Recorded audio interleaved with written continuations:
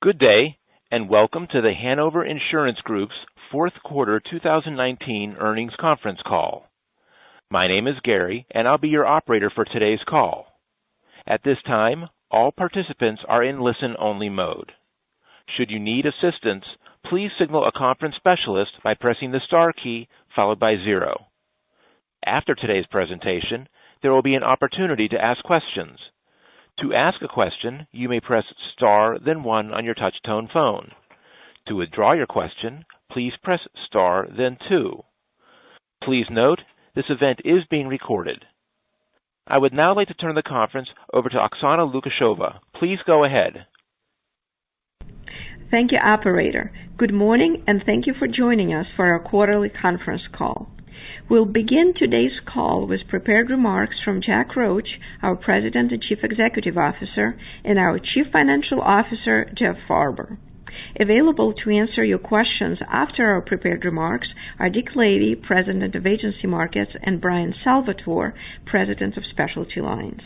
Before I turn the call over to Jack, let me note that our earnings press release, financial supplement, and a complete slide presentation for today's call are available in the Investors section of our website at www.hanover.com. After the presentation, we will answer questions in the Q&A session. Our prepared remarks and responses to your questions today, other than statements of historical fact, include forward-looking statements, including our guidance for 2020. There are certain factors that could cause actual results to differ materially from those anticipated. We caution you with respect to reliance on forward-looking statements, and in this respect refer you to the forward-looking statements section in our press release, the presentation deck, and our filings with the SEC. Today's discussion will also reference certain non-GAAP financial measures, such as operating income and accident year loss and combined ratios, excluding catastrophes, among others. A reconciliation of these non-GAAP financial measures to the closest GAAP measure on a historical basis can be found in the press release, the slide presentation, or the financial supplement, which are posted on our website, as I mentioned earlier. With those comments, I will turn the call over to Jack. Thank you, Oksana. Good morning, everyone, and thank you for joining our call. This morning, I'll begin with comments on our financial highlights for the year, our strategic accomplishments in 2019, and a high-level overview by business line. Jeff will provide an in-depth review of our financials and our outlook for 2020, and then we'll open the line for your questions. We are very pleased with our strong performance in 2019. We delivered an operating ROE of 12% and 12.8% after adjusting for the undeployed equity from the sale of Chaucer. We generated premium growth of 4.5% for the year on the strength of our broad-based profitability across our portfolio and solid execution against our strategic imperatives. We continue to focus on our objective to be the premier property and casualty franchise in the independent agency channel, advancing our proven strategy, leveraging our position as an agency carrier of choice, our leading specialized capabilities, and our commitment to innovation. We drive those distinctive elements of our strategy through our extraordinary talent and unique collaborative culture. During 2019, the property and casualty insurance industry environment exhibited even more complexity, as profit pools, loss trends, and rate movements continued to change more dynamically than ever before. Traditional market cycles have clearly given way to more sectoral and geographic forces that require more sophisticated and savvy approaches to underwriting, loss analysis, and portfolio management. We demonstrated that we are developing an industry-leading ability to anticipate the market dynamics and react with agility and expertise in order to deliver strong results that foster continued momentum. We stayed focused on the ultimate goal, delivering profitable growth and allocating capital and resources to our higher margin businesses. Turning to our financial highlights for the year, while the P&C industry is clearly experiencing higher overall loss trends, liability trends in our businesses, while certainly elevated, perform relatively consistent with our expectations. We believe that we have benefited from prior portfolio mix and pricing actions over the years, including reducing our exposure in major metropolitan areas, targeted underwriting actions, and exiting all unsupported umbrella business. These actions are now helping us limit the impact of some of the industry headwinds, including social inflation and increased attorney involvement, and should be beneficial as we head into 2020.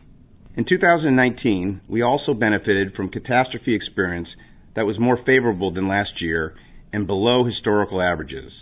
In addition, we reduced our expense ratio beyond our initial expectations, while funding business investments with deliberate resource trade-offs and disciplined expense rigor. The year was not without its challenges. As we announced in mid-January, we saw elevated non-catastrophe property losses in the fourth quarter, not inconsistent with some of the activity we have seen earlier in the year. This was driven by a combination of non-cat weather activity in homeowners, as well as higher incidences of property losses in CMP and certain specialty lines. Although the uptick in property losses over the past few quarters was consistent with industry trends, it was disappointing nonetheless. We have performed the appropriate due diligence on these businesses, and we maintain a high level of confidence that we have a quality portfolio and can make constructive adjustments in the current market to maintain our momentum. We believe that some of the loss pressure is likely a function of more extreme weather, high employment, and a fairly robust economy, which is producing more activity-based losses. We are at the point in the economic cycle where we need to be especially prudent. We are taking actions in certain areas, including using targeted reinsurance tactics, changing terms and conditions, and increasing rates. Now I'll update you on some key strategic accomplishments for the year, which fall into 5 categories: our business and agency mix, enhanced capabilities, technology innovation, talent development, and capital allocation. First, our goal for the year was to continue to grow while improving profitability and reducing vulnerability to some of the more pronounced industry liability loss trends. We strengthened our portfolio by accelerating growth in our most profitable businesses, executing pricing actions in areas of need, and reducing unprofitable areas, particularly programs in commercial auto. At the same time, we achieved profitable growth across key segments, such as personal lines, small commercial, and middle market niches, as well as certain specialty lines. We continued to enhance and build on our agency penetration. Transactional new business in personal and small commercial continued to accelerate, demonstrating agency followership in the most profitable areas of our business. In addition, the number of agents that write over $5 million in total premium with us grew by a third over the last 3 years. This agent cohort generates nearly 60% of our overall premium and delivers meaningfully better underwriting profits. At the same time, the number of agents that write more than 5 lines of business with us has increased over 25% since 2015, a testament to our broad product capabilities and the value they bring for our agents and customers. We also continued to appoint new agents in agency locations in 2019, mostly in our less penetrated states. Over the last 3 years, new and expanded agency relationships generated more than $150 million in written premium. These strong, mutually beneficial relationships with our agents enable us to navigate the dynamic market even more successfully together.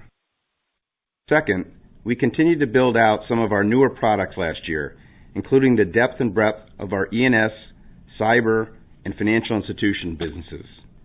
We also enhanced our professional liability platform, Hanover Miscellaneous Professionals Advantage, building on our robust suite of professional liability solutions for our agents and insureds.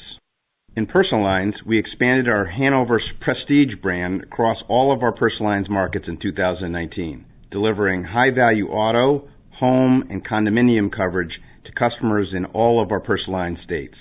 Our Prestige brand generated strong premium growth in 2019. This growth provides further evidence that our whole account philosophy is resonating with our agents and their customers, improving our position as our agent partners' carrier of choice for preferred accounts. Third, we continue to invest in our underwriting and quoting platforms, while at the same time driving innovation across our business. We are creating operational efficiencies and enhanced customer experiences across the entire insurance value chain through specific use cases, third-party data integration, and process enhancements. Our targeted initiatives with InsurTechs and other plug-and-play options are delivering more insightful, innovative, and efficient tools to our agents. Our investment in major underwriting and quoting platforms are now getting toward the tail end of the process. For example, our TAP sales platform has now been deployed to all of our personal line states, allowing for more granular pricing and underwriting and providing agents with a seamless quoting experience. We also are finalizing the build-out of our small commercial underwriting platform and plan to launch it throughout 2020 and 2021, along with our enhanced product offering. We believe both platforms will prove to be best in class and will enable us to more effectively interact with outside data sources and third-party digital tools for the benefit of our agents and customers. Additionally, we made important investments in our claims processes and capabilities, adding photo claims functionality to our adjusting process and various predictive modeling tools.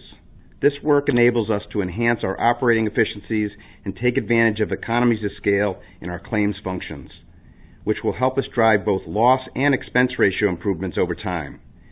We think this and other changes will benefit both our agents and customers.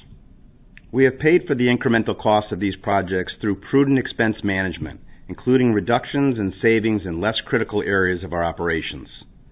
This discipline is essential as digital capabilities are critical and constantly evolving, which requires continuous investment rather than large one-time capital expenditures.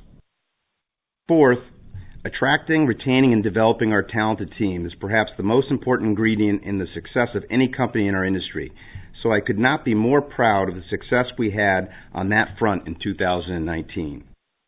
For example, we expanded our specialty leadership team and made new leadership appointments in commercial lines to oversee our middle market businesses as well as product and underwriting.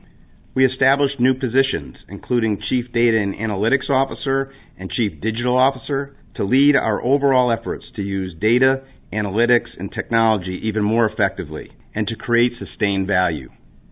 Additionally, we strengthened our human resources team to lead our human capital strategy and further develop our culture of inclusiveness, agility, collaboration, and innovation.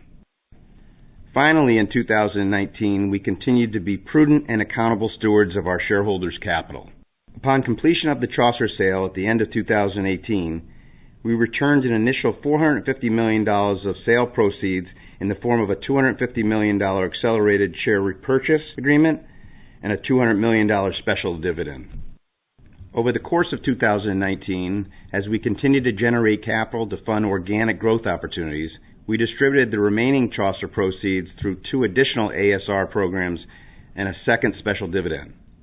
Moving forward, we will follow our normal capital management cadence and framework, using internally generated capital to support profitable growth and return the capital generated in excess of our growth needs to shareholders as warranted.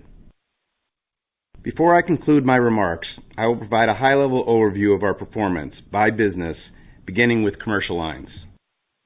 We are very pleased with our commercial lines progress and execution on strategic priorities in 2019. Our goal for the year was to grow while adjusting our portfolio to achieve sustainable and improved profitability and to further expand our specialized capabilities. We delivered a full year 2019 commercial lines combined ratio of 92.1% excluding catastrophes, and we grew almost 4%. Early indication is that commercial auto, one of our critical areas of focus for profit improvement initiatives last year, is performing slightly better than our expectations. We are not out of the woods yet, but we are seeing progress after considerable non-renewals and double-digit rate increases that we achieved in 2019 and earlier.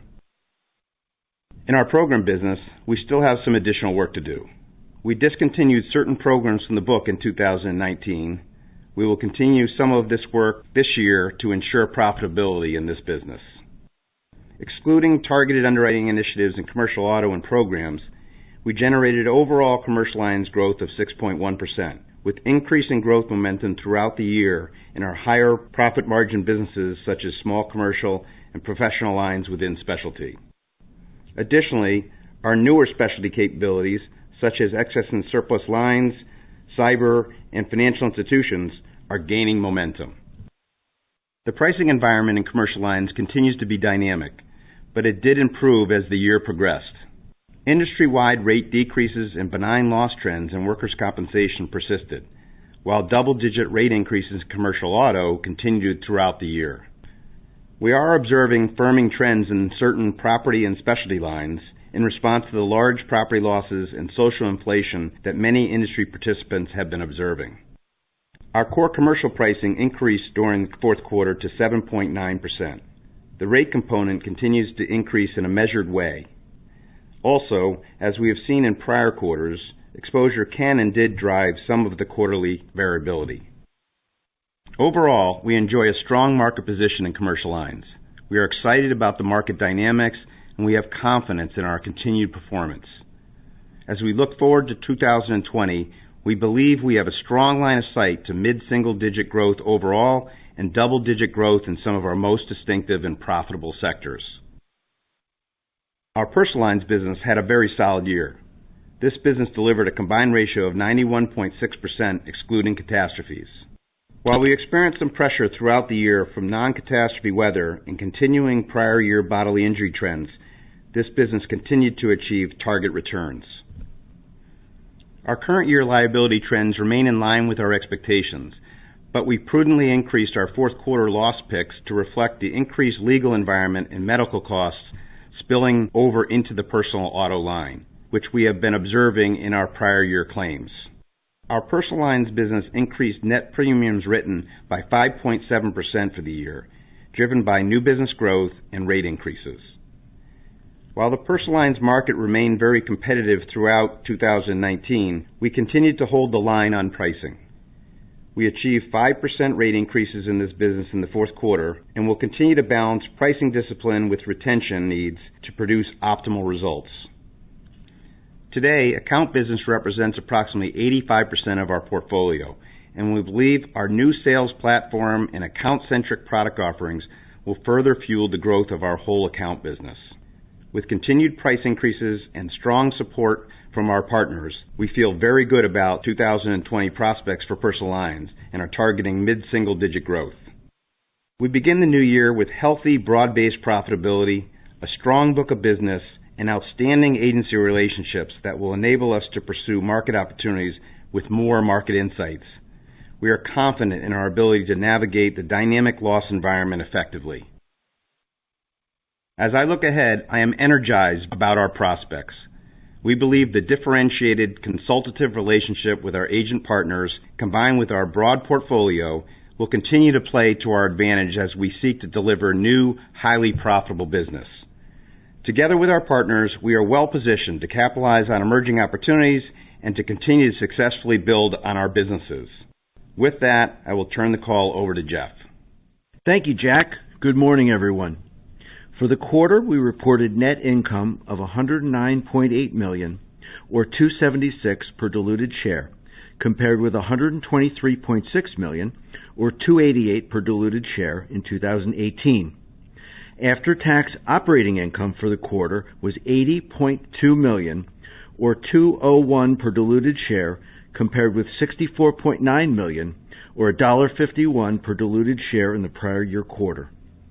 For the year, net income was $425.1 million, or $10.46 per diluted share, compared with $391 million, or $9.09 per diluted share in 2018. Operating income for the year was $331.6 million, or $8.16 per diluted share, compared with $292.1 million, or $6.79 per diluted share in 2018. With a full year of results now behind us and some property variability by quarter in certain lines, it is more informative to primarily focus my comments on our full year 2019 results and to mention quarterly movements where relevant. Our full-year earnings reflected a combined ratio of 95.6%, an improvement from 96.1% in the prior year, due to lower catastrophe losses in 2019 and an improvement in the expense ratio. Full-year catastrophes totaled $169.3 million, or 3.8% of earned premium, which was below our catastrophe load assumption of 4.6%. During the quarter, catastrophes totaled $35.1 million, or 3.1% of earned premium, 50 basis points below our fourth quarter assumption. The largest driver of catastrophe losses were Dallas tornadoes in October. Excluding catastrophes, we delivered a full-year combined ratio of 91.8%, toward the higher end of our original guidance of 91 to 92%. Overall, prior year reserve development in 2019 was immaterial, with puts and takes by line. We tend to react to emerging trends and other loss activity quickly to avoid large issues down the road. We feel very comfortable with our reserves overall. During the quarter, we increased our personal lines prior year reserves, driven mainly by personal auto. This was due to continued pressure from auto bodily injury severity claims. Initial indications of 2019 claims are favorable as we continue to push rate to overcome anticipated increased losses in this line. However, we are being prudent with our expectations for how these claims will behave. We also increased our prior year reserves in other commercial lines, primarily in the program business, which includes certain discontinued programs, as Jack mentioned earlier. On the positive side, we continue to experience favorable development in workers' compensation, in which loss costs are still behaving extremely well. Our portfolio is skewed towards small commercial, which is where our workers' comp exposure is growing, contributing to a more favorable loss profile. We continue to monitor market pricing, claims trends, and macroeconomic conditions for any indications of a change in trends. We delivered a 50 basis point improvement in our expense ratio, ahead of our expectations, due to our disciplined approach and, to a lesser extent, the timing of some spending versus 2020. I will now review our two main businesses, starting with personal lines, which posted a full-year current accident year combined ratio, excluding catastrophes, of 90.1%, up from 89% in 2018. This reflected a 1.5-point increase in our current accident year loss ratio. In homeowners, our 2019 ex-cat current accident year loss ratio was 47.9%, up 1.5 points from 2018, primarily due to non-cat weather-related losses. As noted in our pre-release a few weeks ago, in the fourth quarter we experienced some non-catastrophe weather activity in our homeowners unit, primarily hail events in both the Northeast and Upper Midwest. Elevated non-cat weather was a factor in our results throughout 2019, and to some extent in 2018 as well. We are addressing that trend by continuing to take rate, including 4.8% in the fourth quarter. In the meantime, we are assuming the elevated non-cat weather pattern will continue in 2020. The personal auto ex-cat current accident year loss ratio was 71.6% in 2019, 1.5 points higher than full year 2018. This primarily reflected an increase in current accident year losses associated with higher costs of repairs and an increase in comprehensive coverage costs from weather and animal-related collisions in the second half of the year. Additionally, given the trends we are seeing in prior years for bodily injury coverage, we are taking rate and prudently increasing our loss assumptions. Auto bodily injury claims activity for the current year remained well in line with our original expectations. Our production performance in personal lines was solid.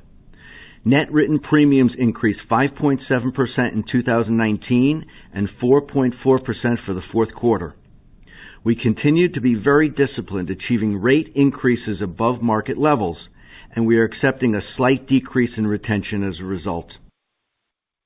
Moving to commercial lines, we posted a full-year current accident year combined ratio excluding catastrophes of 93.2%, up from 92.1% in 2018, reflecting the increase in our current accident year loss ratio. As Jack mentioned, our results in commercial lines reflected the property loss variability we experienced throughout the year, primarily Hanover Specialty Industrial and Marine, which continues to be very profitable. In the fourth quarter, we also saw some property activity in CMP, as well as some property losses in our program business. We are taking corrective actions where necessary, but are prudently assuming that a portion of the increase in losses will continue.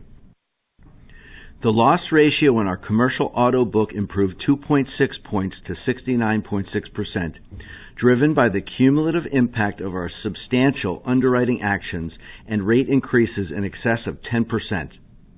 Looking ahead, we remain cautiously optimistic that the combination of rate and underwriting actions will continue to enhance our results.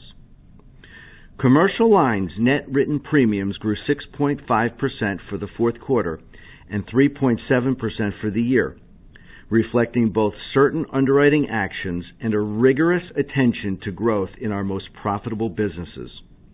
We are committed to improving the profitability of our overall portfolio as we build our new capabilities and grow in our most profitable segments. Turning to our investment performance. Net investment income was $72.7 million for the quarter and $281.3 million for the year, up 4.8% and 5.2% for the quarter and year respectively over 2018.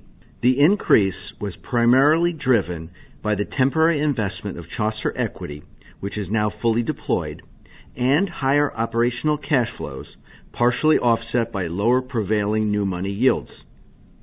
During the year, we invested the excess equity created by the Chaucer sale in late 2018, which contributed approximately $8 million of additional net investment income in 2019. With these amounts now fully returned to investors, we will not have the added lift to net investment income. Accordingly, adjusting for the NII from the Chaucer capital, we expect our 2020 net investment income to remain consistent with 2019, with higher cash flows offsetting prevailing lower yields. Cash and invested assets were $8.2 billion at the end of the year, with fixed income securities and cash representing 84% of the total. Our fixed maturity investment portfolio has a duration of 4.3 years and is 95% investment grade. The well-laddered and diversified portfolio remains high quality with a weighted average of A+. The operating effective tax rate for the quarter was 20.7%, largely in line with the statutory rate. Turning now to equity and our capital position. As previously announced, we entered into an ASR program with Wells Fargo in December to repurchase $150 million of our common stock. As of the settlement date, we had received approximately 900,000 shares, or 80% of the total shares expected to be repurchased under the agreement. We expect to receive the final delivery before the end of the first quarter. In addition, we return the remaining capital from the sale of Chaucer through the special cash dividend of $2.50 per share at the very end of 2019. We are pleased with the prompt execution of our capital deployment plan. The special dividend and ASR, including the timing of share delivery, reduced our book value per share in the quarter, which was partially offset by net income. As a result, our book value per share declined in the quarter by 2.7% to $75.94. We are confident about our overall capital position. As we move forward, we will remain good stewards of capital, and we will redeploy earnings into profitable business growth or return capital to our shareholders. We regularly consider methods to optimize the capital for our shareholders, and we are constantly assessing our options. With broad-based profitability and an effective capital allocation strategy, we continue to target a return on equity of 13% and higher over the longer term. Before opening the line for questions, we want to share with you our guidance for 2020. We anticipate overall net written premium growth in the mid-single digits, driven by growth in our most profitable businesses. We expect lower net investment income compared to 2019 to reflect the removal of excess capital from the divestiture of Chaucer, with increased insurance cash flows and reduced interest rates largely offsetting one another. Our expense ratio should decrease by about 10 basis points in 2020, putting us at 60 basis points of improvement over 2 years. Our combined ratio, excluding catastrophes, should be approximately 91 to 92%. We are taking a prudent approach to loss selections given market uncertainty, while at the same time we expect property pressure to ease up some in 2020. Our cat load for the year is 4.6%. We expect an effective tax rate that will approximate the statutory rate of 21%. Let me remind you of our seasonality. Our more northern footprint tends to show higher non-catastrophe weather losses in the first quarter. Our first quarter cat load is 4.4%, slightly below our full year ratio. With that, we will now open the line for questions. Operator? We will now begin the question and answer session. To ask a question, you may press star then one on your touch-tone phone. If you are using a speakerphone, please pick up your handset before pressing the keys. To withdraw your question, please press star then two. At this time, we will pause momentarily to assemble the queue.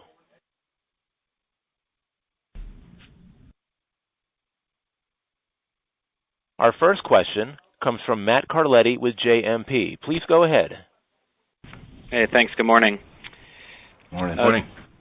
I think first, Jeff, just wanted to circle back on your NII guidance. I think I heard it a little differently in your NII comments versus guidance comments. Is what I was supposed to hear that it's once you take out the $8 million of Chaucer, it should be flat year over year with cash flow offsetting yields? That's correct, Matt. You have it right. Okay, perfect. Just want to clarify that. Then shifting to the operations, you always give your price. Can you give us a little more granularity there, and don't need to nail down numbers, but even just kind of rough the pieces? You know, how much is pure price versus exposure? Because I know both are in there. Is it fairly equal weighted? Is it shifting now as the market changes that one's driving it more than the other? Yes, Matt, this is Jack. I assume you're talking about commercial lines? Yeah, I'm most focused on that. Yep. Okay. So overall, I think what we would tell you is that throughout the year, we saw the rate component of commercial lines pricing continue to notch up really incrementally throughout the year, consistent with really the trajectory in the prior year. So, and we also said, I think in the script, and I've said in the past, that the exposure part of this does move around a bit from quarter to quarter. And so I think last quarter it was probably a little below our normal trajectory, and this quarter probably a little bit above our normal trajectory. So, you know, if you look at that net total of that trajectory and you see, we haven't really disclosed the rate component and the component that goes with exposure that we think continues into our pricing. But I think if you think of 2/3 of that as a trajectory of that core pricing below the level, that'll get you close. Okay, very helpful. And then just a couple more numbers questions. You talked a little bit about the programs and how you non-renewed a handful of them in 19 to kind of improve the underwriting results. Can you just help me a little bit with the timing of those? I'm just thinking it from a standpoint of when they might have went into effect across the course of 19, and then when we anniversary them in terms of getting back apples to apples in 2020. Sure. I'll say a couple of comments and then turn it over to Brian. I would remind you that we have constantly been kind of pruning and adjusting our program profile for really the last few years, increasingly moving the portfolio to be more programmatic business with our broad-based franchise partners as opposed to kind of, a singular program with an MGA that doesn't have that broader relationship with the company. So, and most recently, including, if you remember, at the end of last year, we targeted programs and the auto-centric classes or portion of our middle market business as particular areas that we were going to prune as we looked at the liability environment, moving out a little bit. So I'll turn it over to Brian to give you a little bit more specificity, but I want you to see this as kind of a continuation of making sure that the business that we have in the program sector is strategic and increasingly more profitable. Yeah, Okay, thanks, Jack. Hi, Matt. What I would add is that, an important comment Jack made is that this is a business that we view as increasingly strategic with our select agents. So we're very careful about how we manage that, those exits from those programs, but we're also sort of very committed to doing that where we need to. As a result, each quarter, we took action on an increasing amount of the program business. It resulted in our shrinking that program business by 8.5%, and I think you'll see that continue through the first half of 20. Okay, that's very helpful. Thank you. And then one last quick numbers question for I guess Jeff. It just in the few lines that saw the more, they weren't massive, but more significant, prior period movement. So commercial or personal auto, the commercial programs, and then on the other side, the workers' comp. Can you just give us a little bit of color on which accident years drove the majority of that movement? So Matt, thanks. Overall, we feel really comfortable with our level of reserves, and as we've said, we're going to react to these things when we see them, so we don't have bigger issues going forward. Overall, for the year, the favorability offset unfavorability. For the most part, it was relatively spread across, let's say, the last 3 or 4 accident years. I think we've talked about the bodily injury and auto being 16 and 17 were the primary years. Workers' comp was sort of spread evenly with a number of years, some older and some getting closer to more recent. So it really varies by line, but it wasn't other than the bodily injury and personal auto, it wasn't any particular line or either really recent or really old. Okay, great. Thanks for the answers. Congrats on a nice year and best of luck going forward. Thanks, Matt. Thank you. The next question is from Amit Kumar with Buckingham Research. Please go ahead. Thanks, and good morning. A few questions. The first question is on the guidance, 91.92 for 2020. I think it was a similar level for 2019.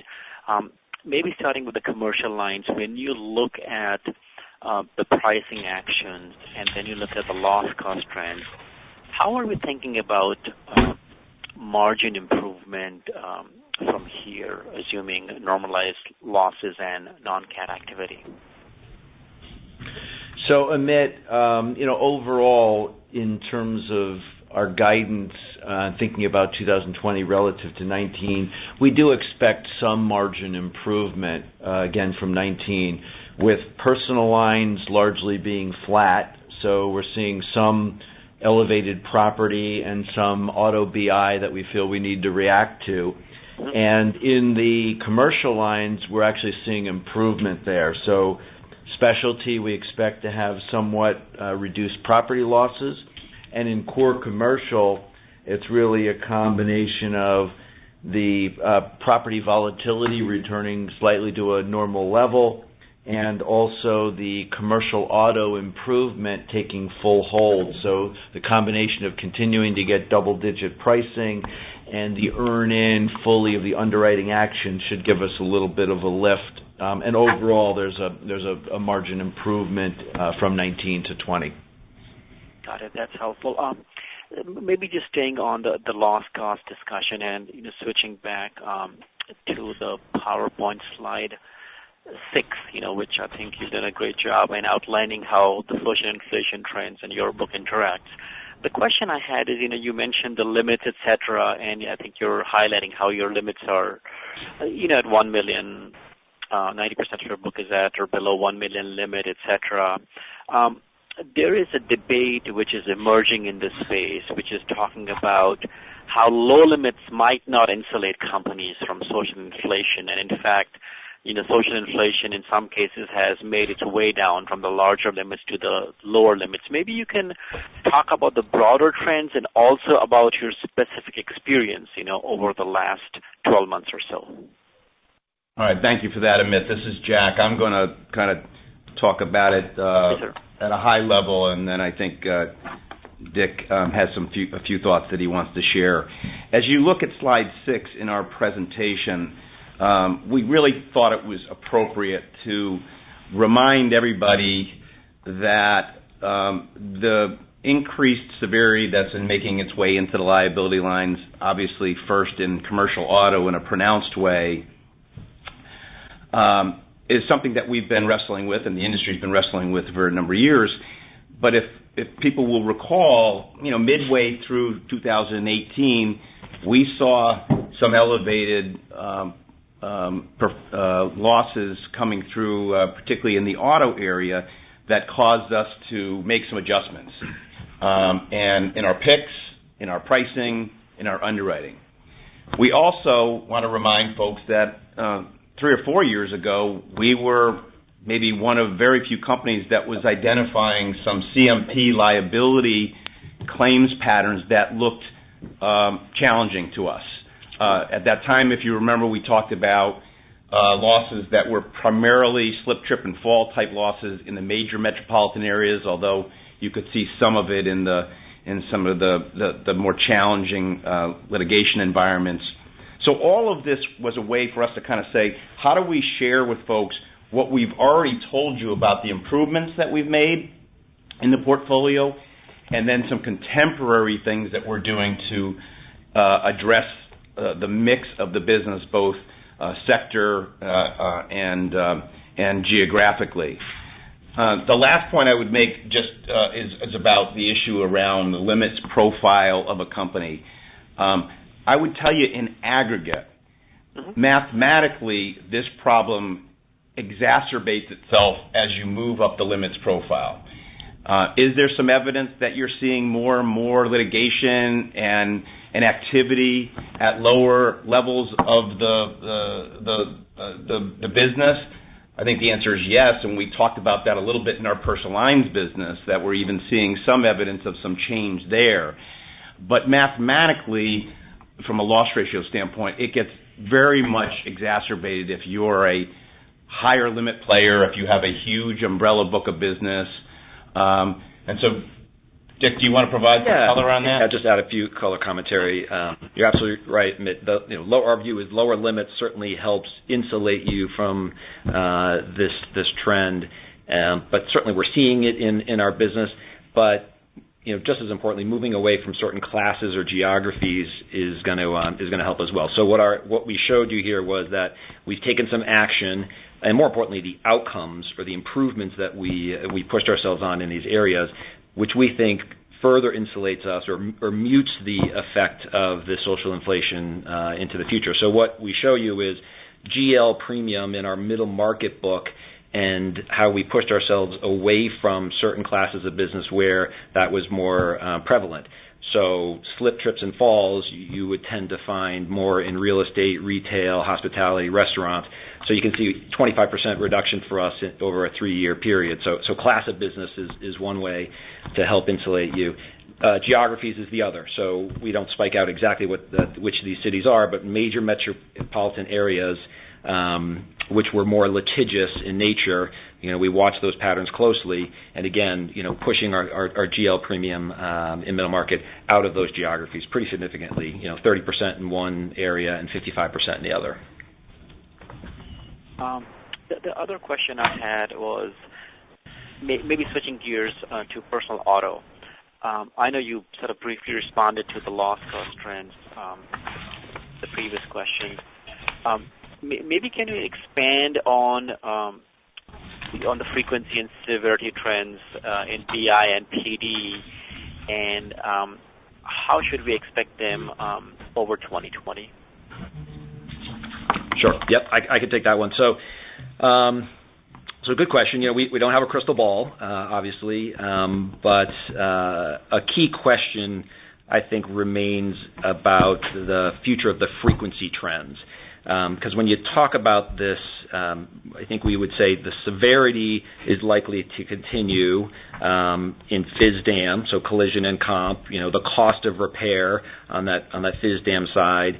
Industry trend, similarly, we see that severity continuing. Also on the bodily injury, with that severity continuing, the litigation costs, the medical costs that we've talked about. So I think it's appropriate to expect that to continue. The frequency has been benign, in some cases declining, and that acts as the counterbalance, of course, to that increase in severity. So where does that go? We blend those things together. We see a pretty fairly consistent sort of go-forward view of the loss cost. And this is Jack. I think what's critical, too, and what we've highlighted before, is in personal lines, you can react to this, I think, more swiftly, right, through pricing and through some of the deductibles that we're imposing upon the business. So that's why we're comfortable that while we see some of these trends coming forward, and we're paying attention particularly to that frequency number that Dick is alluding to, we can continue to make material adjustments, particularly with our new platform in personal lines that allows us to adjust pricing more granularly and more quickly. And to be prudent, Amit, we've planned for those trends to continue, and if we can manage them a little better, then we'll certainly do our best. Mm-hmm. That's a fair point. Last question. On the capital management, and I'm sure you missed my capital management, excess capital question. Your comment was you'll be good stewards of capital, you look for profitable business growth, and then return capital. When you look at the opportunities versus capital versus stock multiple, is a special dividend or an increase in dividend down the road, is that maybe a better option versus a stock buyback here? Or how should we think about those sort of different buckets, one over the other? Certainly, Amit, we look at all of those things, and our first priority would be to deploy it in the business and generate real strong returns. And if there was anything else we could do, even small, inorganic, we would do that.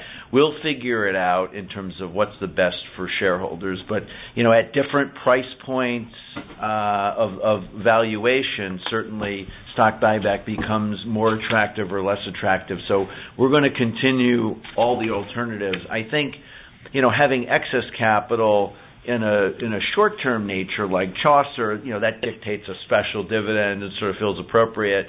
The difference between, as you think about ordinary dividend and special dividend, certainly out of operations, one has to think about that a little differently. So stay tuned, and we'll keep you posted as best we can. I'll stop here. Thanks so much for the answers. Thank you. Thank you, Mitt. The next question is from Freddie Slicer with KBW. Please go ahead. Hi, good morning. Firstly, just on workers' comp, how are rising medical inflation and rising wages impacting your workers' comp loss trends? Thank you. This is Jack. Appreciate your question, Freddie. Listen, we've been around the workers' comp line for a few decades now, and as I said in my earlier comments, these are really, truly unprecedented times. When you think of loss trends, in workers' comp, they've generally really followed the economy, and over time seen kind of indemnity kind of push back and medical payments really come to the forefront.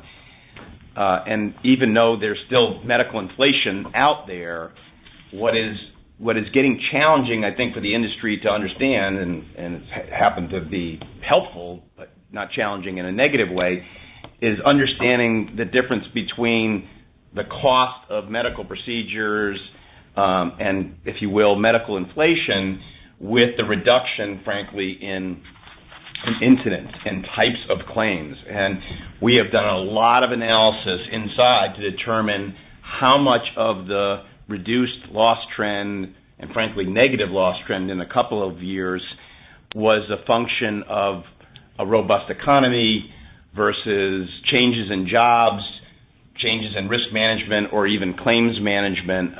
So I think it's safe to say that the kind of environmental shift within the businesses are offsetting normal medical inflation that's coming through. And like every good company, we do a lot of analysis, but you can get caught up in false precision because the part that's the hardest to understand is why are there less losses coming through the system than historically has been the case.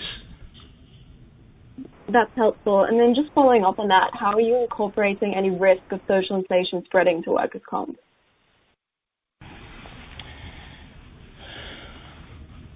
I'll have to think about that for a second.